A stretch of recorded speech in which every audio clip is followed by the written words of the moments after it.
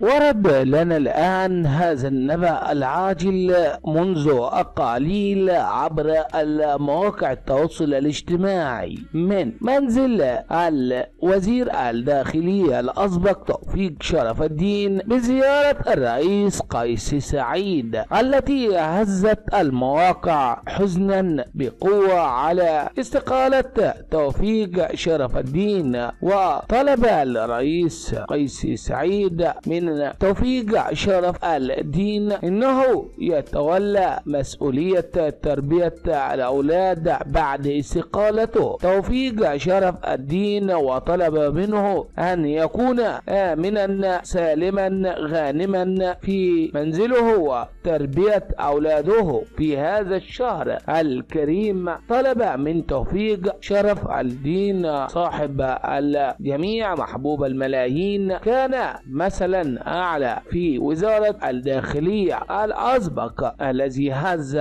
المواقع التواصل الاجتماعي منذ قليل بهذا الخبر، واشتعلت مواقع التواصل الاجتماعي بالدعوات إلى الرئيس قيس سعيد وتوفيق شرف الدين. أحزن وصدم كل الجميع وطلبوا من الرئيس قيس سعيد بالتمنيات والسعادة في الأيام المفترجة من هذا الشهر الكريم هو وأسرة توفيق شرف الدين. هز المواقع بقوة، احفظهم يا رب توفيق شرف الدين والرئيس قيس سعيد على تولية المهمة الصعبة التي يقودها في ظل الظروف الحالية. احفظ يا رب تونس وشعبه وحكومته